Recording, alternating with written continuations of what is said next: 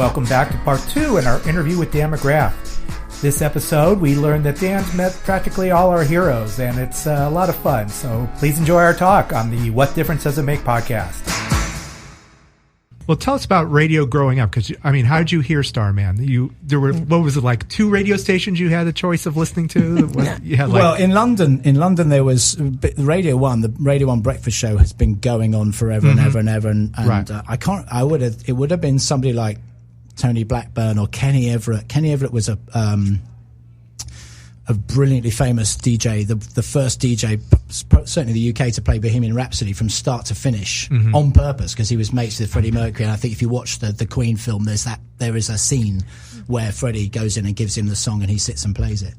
And then there was Capital Radio in London that I used to listen to, which was the commercial stations. So I'm trying to think, though. I don't know. I probably would have heard it in the house more than in my home than I would have heard it on the radio. Yeah, you had a pretty hip house, apparently. Yeah, my mum was great. She had really youthful taste in music, so she was very much. I was getting from her. Both me and my brother were getting Hall & Oates and that kind of ilk, that sort of. And then there was like Uriah Heep and all these sort of prog rocky bands and a lot of rock and Zeppelin, because my mum was in her mid-30s, and so guys in tight jeans and long corkscrew hair, she was like, yeah, that's great. That's a great look. So I think, I think the Bowie stuff was probably my mum, and because pop music on the radio, as we well know, and it has been for many years, is Matt Johnson. I'll tell you a quick Matt Johnson story from The. So we interviewed him. Well, I worked on a show called The Big Breakfast, and we interviewed Matt Johnson.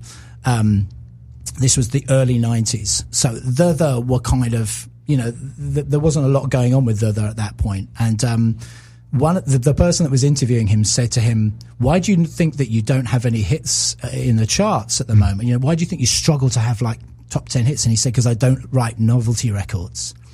And I think that, for me, that really summed it up. The charts, and I love pop music. I think pop music's fantastic. And when you think somebody's done it and torn the arse out of a genre or a style, somebody comes up with a new track, a new pop track, and you go, that's brilliant. It's like Calvin Harris is really good at it, or whoever, where they're not doing anything wild and wacky, but they just nail it again and again and again.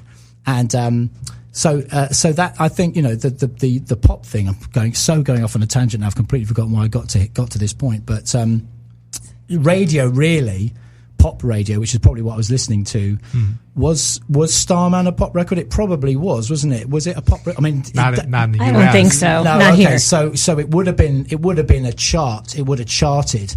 The joy of the 70s, the late 70s, and again, if we're going to extol the virtue of the 80s, is it was the last great era of songwriting. The 90s, there was some great stuff in the 90s, and I was on the radio in the 90s, and we enjoyed the Britpop explosion in the UK. But as Gary Langan, who'd mixed all the stuff with Trevor Horn, the Lex Gonna Love and all that, said, the noise was a fucking vacuum, Dan. And it was like, so the 70s, to think of Starman as a pop record doesn't make any sense anymore, does it? Because it's not a pop record, it's an absolute iconic bit of music. But it was a pop song.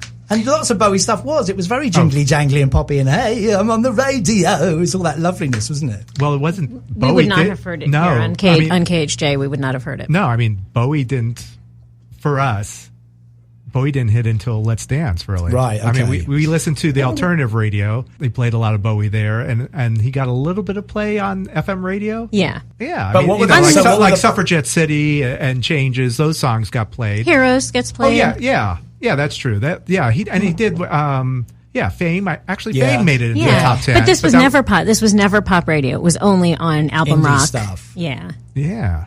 Whereas Let's Dance was. That was like his reach for. That's it. I'm making a pop record. Yeah, and it was a relaunch for him as well. I think sure. It was a chrysalis coming out of the chrysalis and a rebloom for him as well in the UK, because all of a sudden we all went, this is all very shiny and poppy, isn't it? I had a hard time reconciling that, with Modern Love, with Heroes and. Well, changes. I loved it. I really thought. I loved it. I loved it. Loved it. But it didn't. Measure. It was different. It was a departure. Yeah, it was exciting for me. Yeah. That was the first concert I went to with my friends, with no parents. It was the Serious Moonlight Tour. Yeah, it was at a stadium. It was the Go-Go's and Madness were also opening up. Yeah. So it was a great. What year?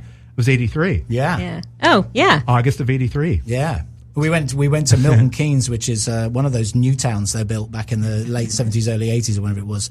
So we schlepped all the way to Milton Keynes to see him, and it was that iconic thing of him in that blue suit with the big shock of blonde hair on stage. Like, look at him, he's so cool. Yeah, it was still amazing. Yeah. Loved it. Did you ever meet Gary Newman, or is that? I've met Gary Newman a few times. Again. He's one of those people that when I say hello to him, because I've been introduced to him by friends of his, so I'll end up getting backstage, and again I'm like really nervous because I think he's so cool, and I go, "Hi, Dan," and he's like that. Oh yeah, Zeb's mate. Oh hi, it's that kind of thing. So I get a bit of vicarious, like I know him, but I don't really know him. But I have met him. He's just very, very lovely, very low key, has publicly said he has Asperger's and all that kind of stuff, painfully shy, but a very lovely bloke. And again, if I've ever found myself in a situation with people like that where you end up just talking about fairly nonchalant stuff, it's like my dad always said about knowing languages. When you know a language to the point where you just have a conversation, you're not ordering a beer or getting a loaf of bread, that's when it really makes sense. It's in there. And so when you're hanging out with somebody you really admire and you're just going, yeah, so last Friday I was just blah, blah, blah. And you think, what am I doing? I'm having a normal conversation with this person who I should just be going, you're really great. I do remember seeing him on the first time I saw Gary Newman was on Saturday Night Live. Okay. They put him on. I have no idea. I mean, they had that was for Cars. Yeah, right? They played Cars, and I have never seen anything like that. I mean, I was 12 or something, whatever it was, but it was like nothing I'd seen before. And so, I mean, through that's how I kind of went down the Gary Newman hole of like, oh my God, what is this guy about? Amazing. Yeah, he still is. And there's a great thing called Synth Britannia. It's about like a 3-part series in the UK. You probably get it on YouTube, called Synth Britannia, which is all about that. And they have like Andy McCluskey and Martin Ware, and the other guys that were trying to have hits at the time, all roundly saying when Newman appeared on Top of the Pops, which was the big Thursday night, pop show in the UK, when he appeared on Top of the Pops singing, or was it Our Friends Electric? I think it was Cars. They all went, oh shit, he's done it. He's made it. He's made a pop song that's gone on to that show. Because around that time, it was very much guitar bands. It was like, it was rock. And so they all, Andy McCluskey went, oh fuck, he's beaten us to it. But what he did do is he opened the floodgates for those electronic bands. Sure. Yeah. I mean, when I first heard that, I was like, well, what is, didn't know. Is this pop? Is this something? That did open the floodgates. And he said, when he went to write, when he did that Tubeway Army album, he went into his record label, said, go and do your album. And he was going to do a punk album. That's what he was going to do. It was all guitars. And the famous story he always tells in every interview is there was a Moog lent up against the wall and they plugged it in and it made this noise. And he went, oh, that's kind of cool. Let's put that all over everything. And he said he delivered the album. And the label went, oh, what have you done? This is not what we wanted. And he went, I don't know, but I think this is going to be, put it out. And when you put it out, and he was right. I want to know about some of your, we would like to know about some of your other synth pop heroes. It's one of those things, when you say it, then you start trying to think of them all. I mean, me and my mates got into things like Cabaret Voltaire and all these very, very experimental electronic bands that then bled into, Vince Clarke, obviously, not obviously, but Vince Clarke for me was, I'll tell you my Vince Clarke. Here's my Depeche Mode story, my Vince Clarke story. When I was in school, I was, it was 81, I'm trying to think, I was about 13 years old, in the 3rd or 4th year maybe, and in my school in Richmond, which is in South London, and there was a gaggle of us that were into synth, into electronica, and our English teacher during one of the lessons said, has anybody here heard of a band called Depeche Mode? And so a bunch of us went, yes, sir, I do. I know them. He said, well, my sister's going out with somebody in that band called Martin. So, of course, we're like, what? And so do you think I should try and get them to come to the school and play? We were like, are you kidding? Anyway, we're going to need roadies. Who wants to do that? So me and my mate Ben, and we're putting our hands up, can't put your hands up any higher, And okay, you and you. So one lunchtime, one Wednesday, I can't remember what it is, and it took years later, somebody had posted all these photos up, once the internet kicked in. This transit van arrived, this, panel van, and out got Depeche Mode. They've gone wearing those kind of real 80s sort of aviators, but they were graduated, so they got lighter effect. I distinctly remember it. Anyway, they arrived. Daniel Miller from Mute Records came because he was their manager at the time, and they ended up putting on our blazers, our uniform, and taking photos of that. So we're all getting our lunch in the dinner hall, wandering down the thing, getting our potatoes, and through the wall we can just hear as they're running the tapes and getting all the music up. And Depeche Mode did a gig in our school, and the headmaster said, "Right, you're allowed to take your ties off." That was it. That was all they were allowed to do. You can take your ties off, and you can go and watch Depeche Mode. And we watched this Depeche Mode gig because they were jobbing around, they were going around the country, promoting themselves and trying to get kids into it, like One Direction do, and all the Spice Girls all did it, And so we watched Depeche Mode, and I remember Vince Clarke obviously was still with them at this point, and I just thought he's so cool because he's written all this stuff, and I think Speak and Spell had come out, so we were all starting to listen to that. Vince Clarke had a Roland JP4 for the synth fans out there. Vince Clarke had a Roland JP4. Martin Gore had a Korg MS-20. And Andy Fletcher had a Moog Source. And if you're into synths, look up the Moog, or you want to be into synths or whatever. The Moog Source is a bit like a really cool guitar. You can put it on your wall because it's a synth that's like orange and blue, and it's got a big spacey knob on it, and it's silver. And so, like, if you find a great Strat and you put that on your wall, if you want to put a synth on your wall, the Moog Source is the one for me. Anyway, my heroes. So Vince Clarke, without doubt, because what did he do? He left Depeche Mode early. What are you doing? What a nightmare. And then he forms Yazoo, or Yaz as they were called out here. He did Erasure again, just kept on nailing it. I love him for that. And then, all those bands, Human League and Eurythmics as well. Eurythmics was cool because Dave Stewart did that kind of thing, but he was slightly more kind of highbrow, I think. But again, anything that was electronic like that, Pet Shop Boys. West End Girls, the greatest 80s song ever, I think, when you hear that synth pad. So, I don't know, I could keep on going. That sort of style of music, it was all very kind of girly and a bit fey, but I loved it. All right.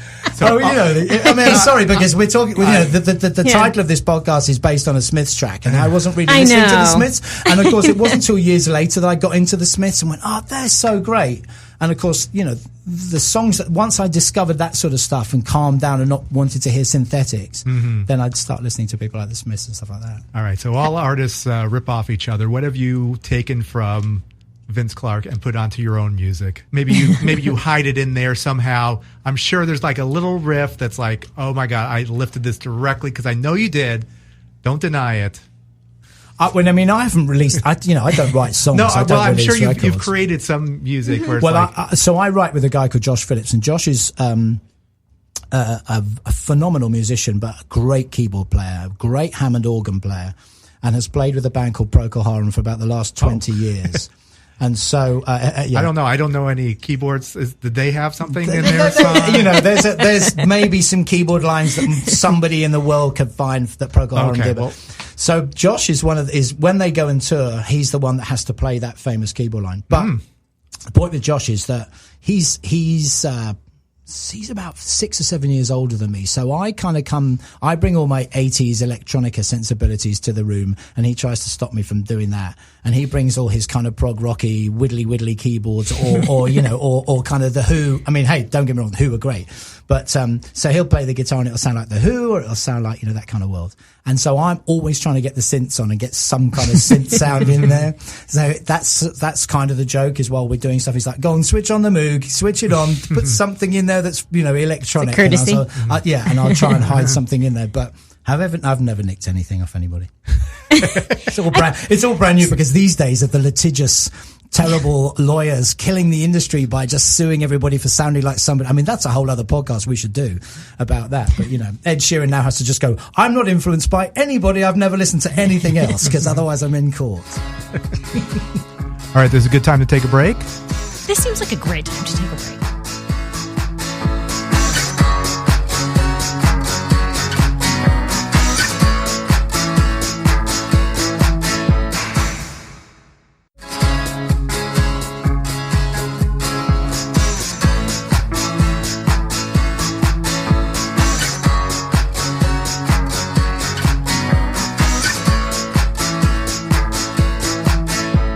Welcome back to the What Difference Does It Make podcast. Somebody you've neglected to mention, Thomas Dolby.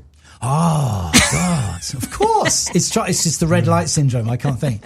Love Thomas Dolby. One of the most underrated songwriters, ever. And I'll tell you why I love Thomas Dolby.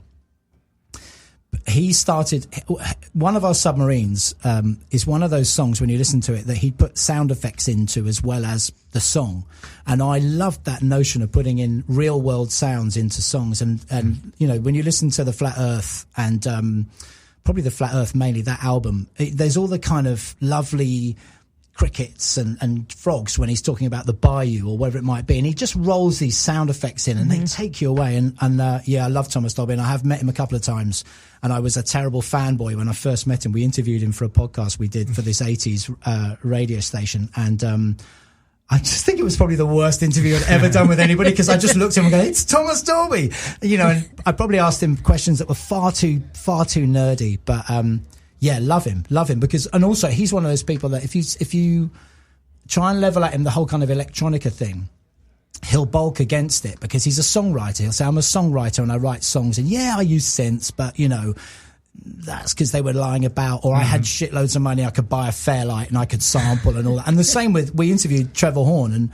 and the whole notion of the interview was about technology and music. And I don't know, Trevor Horn. So here's the story about Trevor Horn, right? So Trevor Horn, we interview him, right? And he's really, really mardy. He's not into it. He's not interested, right? And I'm saying, so Trevor, tell us all about the technology used in when you're doing Owner of a Lonely Heart, or the Frankie albums, or The Art of Noise, and he's like, and all that was played by people. There was blah, blah, blah, blah. And I'm like, yeah, but you had lots of money, so you bought a synclavier and you sampled bass sounds. Yeah, but then we got human beings to play that. So we interviewed him, and it was an awful. He warmed up eventually, and we got an interview out of him. And me and my mate Nick was stood on this platform at this station, going, "Oh my God, never meet your heroes." That was the hardest thing ever. Yeah. So we then interviewed these other guys from a company called Avid that make this software called Pro Tools, and Pro Tools is a very, very successful audio editing software. And this guy Ben from Avid went, "Hey, what have you been doing?" We said, "We've just interviewed Trevor Horn." And he went, "Oh, really?" We said, "Yeah, why do you say it like that?" And he said, "Well, it's only 11:30. Why did you interview him now?" And we went, "Why, is that a thing?" He said, "Oh yeah, you should only ever interview Trevor Horn after kind of nearer lunchtime, because up until that point, he hasn't had his Diet Coke and his spliff. Once he's had that, he's fantastic." Anyway, so, and Trevor Horn, same sort of thing like Thomas Dolby. If you try and sort of say to them, "Hey, you're like electronica, man," they're like, "No, I'm not. I'm a songwriter, or I'm a musician." And that was just the tools we had at the time, That's another perspective. Yeah, there you go.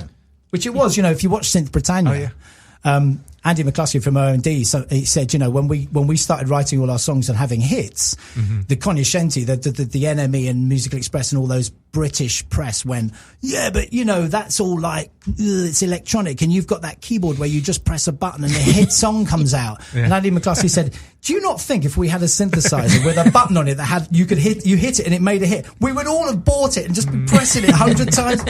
These are songs, we wrote songs, they were great songs, but they were electronic songs." All right. You want to get your book out, or what do you I feel like we haven't even scratched the surface. Well, we haven't, but we've got a whole decade to do. I know. I understand. See? Could have just picked a year. But so at the end of every episode, we do this trivia. What, quiz? This 80s trivia. Yeah, it started with this. Because you've listened to every episode. Rock and roll quiz. You know what's going on here. I have. So we switch off asking each other the questions, see how many we get right. And it's not just, synth and new wave, but we're going to ask you. Is that what is that? Is that a US book? This is the US book. So we'll see. I'm screwed, really, because you're going to start saying some weird bands that I've never heard of. No, I don't think so. Tears for Fears, that's the other ones we need to mention, obviously. We didn't even Every time we remember these bands, I just shout them out. I know. Actually, like a savant. You were growing up at the time. We interviewed Trevor Steele from the Escape Club. Okay. Who had the song Wild Wild West. Which we know. And you're looking at it like, I don't know that song. I don't know that. I would if you played it, though. He's Britain. He's British. He's the only British artist to not chart on the British charts. It was and it was number one in America. Really? Yeah. Wild Wild West, number one in America. Didn't do anything. Wang Chung were the other one. Wang Chung did really well over here, didn't they? Back in the 80s, and they didn't really do. I mean, they were okay in the UK, but not really much. I don't know, because he was talking. Yeah, he in our interview he was talking about like he's playing the big crowds in England in his hometown. And he found out he was actually at a pub in somewhere in England, enjoying a pint, And he got a phone call, and they told him he's number one in No America. way. Wow. And he was by himself, or he was like with some friends, like Sharing the news with the bartender. Yeah. He went, Hey, screw you, UK, I'm gone. yeah, I know. And it wasn't until he came into America, he's like, this is a big deal. Wow. Yeah. That must be so weird, mustn't it? They are now. He's on an 80s tour. The band is on, the 80s tour that multiple bands on a bill. Yeah. I heard you mention that because that was one of your sponsors or something. I heard you say that. Oh, the 80s Tony cruise. Hadley and all that kind of stuff. Yeah, the cruise. Yeah. You listen to our spot. Ah, yeah. But they're going to play Escape the cruise, Club. by the way. Yeah. We sold it out. Yeah. They said you don't need to do it anymore. You sold it out. Yeah. He's going to be playing there. He said he thinks they'll come back and do some shows in London. So is that song going to be on the Spotify playlist? Because I will have a listen to it and then we'll play it. I'll play it for you I'll right after email you this. and go, of course I knew that song. Yeah, so I already know by looking at these that you're probably going to get the answer to most of them. Really? Would you like to Are you ask him, sure? or would Are you I? sure? Or Holly says this all the time. Holly is a much better reader than I am, so we'll let her. She's a right. lovely hostess.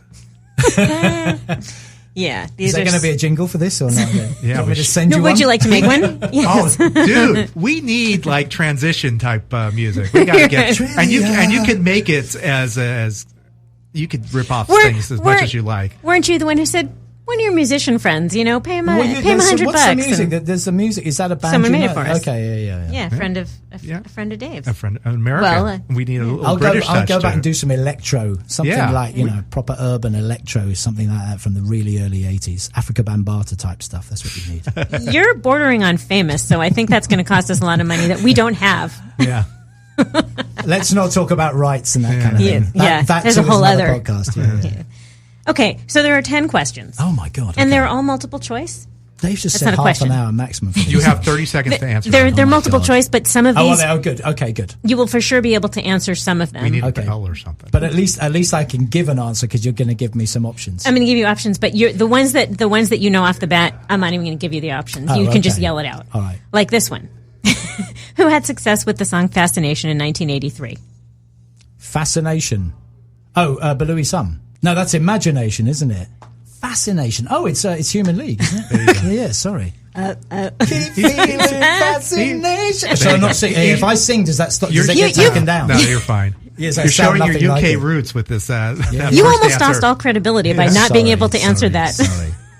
It's on the Okay. spot now. It's horrible. I know. See? I have no Same idea. ilk, cut from the same cloth. Well, not really, but okay. Keep going. In which year did Cyndi Lauper release the song Girls Just Want to Have Fun? Do you want the multiple choice? 85. Close. But 81, 83, or 85? 85. 83. Oh, okay. Okay. should I throw out hints for him? When, Yes. when did you? Yeah. Wait. What's This it is called? not going to fall fat on my face with this. This aren't I? isn't. It's not high school. What's it called when you're 14 through What do you call our high 18? school? What do you call your school that you're in? You called second. That's you called secondary school. Yeah. Secondary Yeah, school. yeah, yeah. Okay. All right. Yeah. Yes. Is it freshman, sophomore, junior, senior? So is what, like that. from like 11. Hang on. From when? Okay. From So like let's say. When secondary we're school is from 11 to 16. That's secondary school. Oh, so really? So what primary school is prior to that. At 17? So at 6, what happens after 16? Then You're done? Then you go to sixth form. It's called sixth form college, and you do 2 years. You do your A levels, or now they're called ASs or something in the UK. And then after that, you go to university. So you're still 18, but you're doing 2 years of completely post. lost. Yeah, we just have like middle and high school. Yeah. That's it. Yeah, you guys That's all keep our it brains simple. can handle. Yeah, we can't handle it. Yeah, you keep it simple. We don't. Okay, We're moving only on. 2 questions in. We're meant to. Oh, yes, some of these. Sorry. Looking ahead. Oh, God. Which song by Madonna begins with the phrase, I made it through the wilderness, somehow I made it through? See, so when you say things like you can't remember the I know. Just going to sing it all, but, She he's does not the gonna, same but thing. when you get to the chorus, oh my God, which is And then the chorus is, bum bum bum. like a virgin. There we Very go. good. I knew This the is bump bumps would awful. work. Yeah. all right. Who had a hit in 1986 with the song Living on a Prayer? Bon Jovi. Very good. Oh, you know Bon I met Jovi. him. I met John Bon Jovi. Yeah, You He did? signed my guitar. I have a signed guitar at home from John Bon Jovi. Yeah. nice. Yeah. Oh, how'd you get him to He's sign very it? small. Anyway, move on. They're all small. Yes. Yeah, they are, aren't they? He's tiny. Yeah. They're all small. Oh, those rock stars. all Yeah, small. no. Well, that's Okay. You didn't tell us your Bon Jovi. I guess we weren't focused on... Don't go big on Bon Jovi. No, we're going to lose. Our listeners are dropping off. Okay. Okay. Which album by the band Survivor was released in 1982? Eye of the Tiger. Is it called that? Very good. It was? Okay. Yeah. It was the name of the band, of the album. Yeah, Okay. you're good. Was it, okay, a title song. Very good. In which did Phil Collins release the song Another Day in Paradise? Wait, Which year? in which? Oh, yeah. They ask a lot of year questions. I know, I don't like See, that. if you're a radio person, you don't ask questions round that way. You say, in 1987, Yes. what did Phil Collins release? Then you get some interesting answers. I agree. But Well, this we're is- just looking for an A, B, or C. Oh, okay. So which year did he release Another Day in Paradise? So Yes. that would have been like late 80s or mid to late 80s, wouldn't it? It would have been like 87. So let's see. What's the choices? Your choices are 85, 87, 89. I'm going to say 87. It's 89. Is it really? Yes, So it nearly is. 90s. Yeah. Again, Phil Collins, Yeah. desperately naff, but brilliant. Yeah. I mean, brilliant he was. Some of those albums, the No Jacket Required and all that, brilliant albums. Yeah. They are, I agree. Not my personal favorites. No, and but I'm with you. I think he's Yeah. really naff, and I think, there was a cheesy element to it, but Okay. he's I'm good. going to stop. What is NAF? It's God, This we're in America now. You gotta talk English. If it's naff, it's like it's. Oh man, that's really interesting. How do I define naff? It's slightly uncool. It's a bit uncool. Yeah. It's like it's a bit of a naff album. I'm sure I should. How do you spell it? Is that like a dorky? K? NAFF, I guess, not NAPH. Oh, KNAPH. No, That's that how I would sounds like a soup or something like that. Yeah, It's like uncool. It's slightly uncool, and I'm going to really you start don't want to throwing be that part out. of it. NAF? Yeah. Yeah. You have to use it right, though. I'm going to call you out. Yeah. Well, you will do. You know, I'm sure. he was probably a guilty pleasure for people. So that kind of. He was legit for No, me. people and took then- him seriously. Yeah. No, hey, listen. I remember first hearing it, like, oh, this is great. I love this. And then, suddenly he's uncool. And then, as years go by, like, you know what? These songs are amazing. They're brilliant. You And he's can't deny them. A great jazz drummer, apparently, as well. Yeah. Phil Collins, really Yes. good jazz drummer. Go ahead. Okay, next. Keep it coming. Who released the song Caribbean Queen in 1984? Caribbean Queen. Oh, he knows this one. Billy Ocean. Fucking knows job. everything. Good job. Haven't met him. Very good. Oh, well, let's see. How about this one? Who released the song No More Lonely Nights in 1984? That's No More Lonely Nights. Oh, crikey. Oh, Well, man. I can give you choices. Yeah, give me choices. Yeah. Paul McCartney, John Lennon, George Harrison. No, Paul McCartney. Yeah. Sorry, isn't that weird that you forget Yeah. a Beatle putting a song out? I know. That's so weird. He gets a bad rap, Paul McCartney. He, obviously not for the Beatles and all that. But I like things like Wonderful Christmas Time. I think that's a great song. really? When that comes on, it's Christmas. I hated My Love Kintyre. But then what else did he? The Frog Chorus was pretty awful as well. But, The what? the Frog... Oh, see, these are songs that probably didn't make it over the pond. He did a song called The Mull of Kintyre. What is Oh. that? That's to the tune of what? Mull of I know that. Kintyre. Yeah, no, I do know the song, but it's like it was like a Scottish Yep. thing. Yeah. Huge hit. Yeah. Huge hit. What was the other one that you mentioned after that? The Frog Chorus. You don't know the Frog Chorus? Uh-uh. You'd have to look it up. Get it on Spotify. You Playlist. can hear it. Yeah, There's yeah, playlist. Yeah. Put Yeah, it you're at like, the this is end. a Yeah, beat. You listen to it and you go, a Beatle did this. Yeah. No, I can't. No, don't put it on. I don't. I met George Harrison. Oh, see, that's. I met George Harrison. You did. Yeah, do you want to crack What on? do you say to George Harrison? I was very, very young. I was only about 8 or 9 years old. Did you ask him if he knows Gary Newman? Now, Gary Newman was nothing to me. David Bowie was only just something to me. Yeah, I met him on the set of a movie. I was in a film. There's a film called The Ruttles, which is like I know that. Okay, so it's Yeah. a spoof. It's a Have you met Monty Python? Like Yeah. the whole troupe? Well, my father worked with all those people, so that's a whole other podcast. Let's get your. there we go. That's How what long I are you wanna staying? hear. So if you watch the Ruttles, they Yeah. do a piss take of they do a Mickey take, sorry, of All You Need Is Love, but it's called Love Life. First of all, you have. What is a piss take and what is a Mickey take? Okay, so if you take the piss or you take the mick, you're taking a piss. You're what's the word? You're aping it. You're Nope, you got to give us that one too. ridiculing it is probably the right Okay. word. And so in that scene, they do this song that's called Love Life, and it's the whole All You Need Is Love thing with Neil Innes and Eric Idle Yeah. and the other, with all the petals and the whole thing and all the girls, and and in it, my sister and I are in it because my father's second wife was the art director on it, and they went, come down and we need bodies. Yeah. So there's a little kid in a red sweatshirt sat cross-legged at the front. That's me, sort of swaying from side to side. Oh my God. And Okay. my dad said, this is George, this is my son Dan, and I shook his hand. I remember he had this massive shock of corkscrew hair, because at the time I think he had that film company, whatever, was putting the money in to make the Ruttles, because they were all mates. So that was my George Harrison, that's my amazing. George Harrison moment. That's what Wow. George loved. He just wanted to see these movies. I think Yeah, like yeah. that's how Meaning of Life came out. Yes, exactly. No, he couldn't get it financing or Monty Python couldn't. They gave it to George Yeah, Harrison. yeah. He's like, I'll pay for it. That's right. And they Handmade- asked him why did you pay for this? He's like, I wanted to see the movie. Yeah, that's exactly. He said, how lovely. What else am I supposed to do with my money? Yeah, he spent like $10 million just to That's see a right. movie. That's right. Handmade films, I think they were called, weren't they? That's good use of your. No, it's brilliant. I wanted to see the film. Yeah. That's the 18 months for them to make it. Where it's like, Okay, can we finish the quiz? Sorry, no. Okay, so we got No More Lonely Nights. Okay, we're pretty Madonna heavy on this one. What year did Madonna release her third album, True Blue? 84, 86, 88. I was going to say sort of 86, 85, 86, so Very 86. good. You're really good at this. You gave me some choices. Okay, last one. Who released the song Dress You Up in 1985? Madonna. It's all about good. Madonna. Though. I It's like know. the Madonna page. It was, yeah, it wasn't, it was just quiz 4. There you go. Yeah. Soft Cell. Hey, Soft Cell. That's another great synth duo. Oh, yes. Why were there so many duos? This is the other thing for Yeah. us. That's there true. were loads of duos, weren't they? That was the thing. One guy behind the keyboards and somebody singing. That became a real kind of template, and a very successful template. It worked. Well, they weren't Hall & Oates, but who can be Who can be love Hall & Oates? Yeah. All that stuff's making a big kind of resurgence. I mean, it's not like they ever went away, but Yeah, the kids know it now, too. Yeah. Remember what Chelsea was Yeah. saying Oh, on yeah. the... Oh yeah. my kids are the same. They're starting to. How old are your kids? My boys are 17 and nearly 21, and one of them's DJing, and so he's finding stuff like Hall & Oates and Earth, Wind and Fire and all those acts, all that kind of stuff, because they get bored and they go, there must be something else to listen to, and then they find Stevie Wonder. Do you still have your vinyl? I do have my vinyl, but I set up a deck and speakers in the house, and I got a terrible deck. It's really, really bad. And I put on an album, and it sounded shocking. And I thought, this is awful. And so I just went back to the Sonos.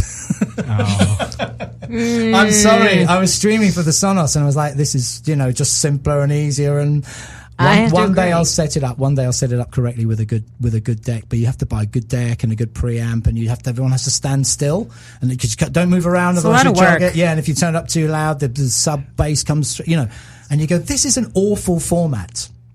Vinyl is a terrible, terrible format. Hence the move forward into... I don't know about that. Well, do you find it to be, well, you haven't, obviously you don't have the right setup, but it's like, you don't find it warmer, or just kind of, as Neil Young has famously said, like he's still trying to find the right format to make his music sound proper. Is he really? Yeah. As a sound engineer, I always figure that I'm thinking that CD was probably the best format so far. Neil Young hates He hated CD. it, sure. He hated the CD. But if you're, I mean, the trouble with vinyl is you've got a diamond being squeezed by some plastic with fluff and stuff in there getting caught up. So you've got to have this thing straddling over the front, and then everybody, you've got to make sure it doesn't jump around. The mastering engineers, when they were given the lovely, lovely, beautiful tapes by Supertramp or whoever it might have been, Pink Floyd, then had to roll all the bottom off so that the needle didn't skip, and they had to kind of master it for vinyl. And then also, as the needle gets to the middle of the record, it degrades in quality because it's spinning slower. So the best tracks were put on the outside. So there's all these things about vinyl that are terrible, whereas CD, that was just an unexpurgated version of the 2-track that came out of the studio. It was, it's 16-bit, 44.1, not compressed. You could skip the tracks. You could throw it down and pick it up, and it wouldn't sound any worse because it didn't get degraded. So, and what about streaming now? Like, do you subscribe to Spotify or Apple, or do you listen to music through that? I do, yeah. What is that? I shouldn't, music like? as a creator, I shouldn't be listening to Spotify or whatever the arguments are. It's just so convenient, isn't it? And the discovery. I mean, that's the point. Well, that's all this stuff these days. But sound from a music production Sound standpoint. I don't have a Tidal account. I didn't get into all that kind of uncompressed WAV stuff that came out So yeah, I've got Spotify. My kids insist on having that ability to find anything they want to find whenever they do. Weirdly, I probably just keep listening to Depeche Mode on Spotify, But not weirdly. I think you do. Yeah, I probably do. But the old days you had to go to the shop and say to the guy, "What do you recommend?" And he the algorithm side of it is kind of cool. And I just found that Sam Fender album recently. Have you listened to this guy? This kid called Sam Fender. He's a country guy, right? No.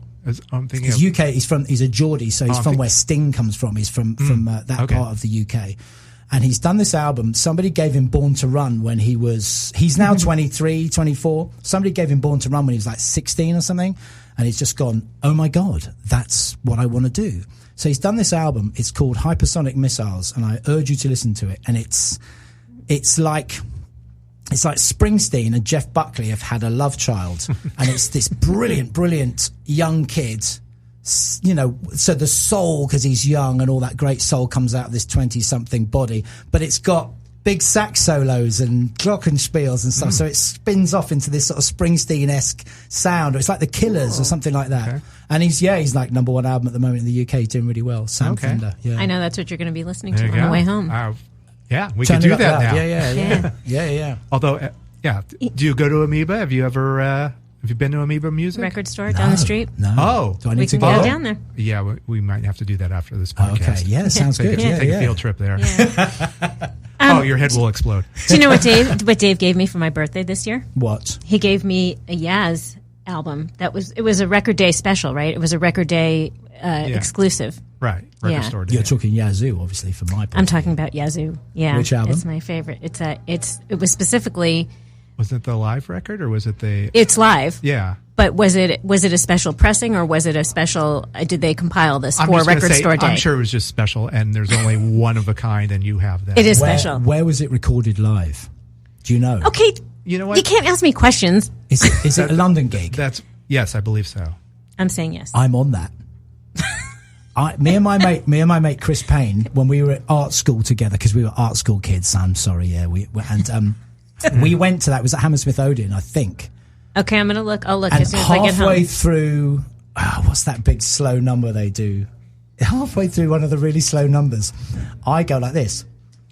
Right? I do that. Nice. If you listen to, it's like Winter Kills or one of those tracks. Okay. And it goes really quiet and you hear this whistle and it's me. So when you're listening to that album, oh my God. That's me. It was because then they went, we've been recording this or whatever, Cheers. We'd like to slow it down now. It's pretty gentle with us. You should come up here then, mate. This is called Winter Kills. It was. I don't know. It was one of those kind of mid-80s gigs that they did, and we nice. Thought, let's make a noise in a quiet bit because we were idiots. You were those idiots. Yeah. I hate you guys. Yeah, sorry. But we were young and full of beans. It's quiet. We can't. We got to fill up this somehow. But we might be on the recording. So nice. All right, let's wrap this up. All right. Hey. Thank you so much for coming out. Dan, thank great. you. It was so nice to have you. Thank you for having me. Thank you. Will you come back every time you visit LA? Will you come back and talk to us more? I would love to. I would absolutely love to if you have me back. We'll have you back. I don't think you'll ever run out of stories. Thank you. All right. Well, until next time, this is Dave. This is Holly. Check you later. Over and out.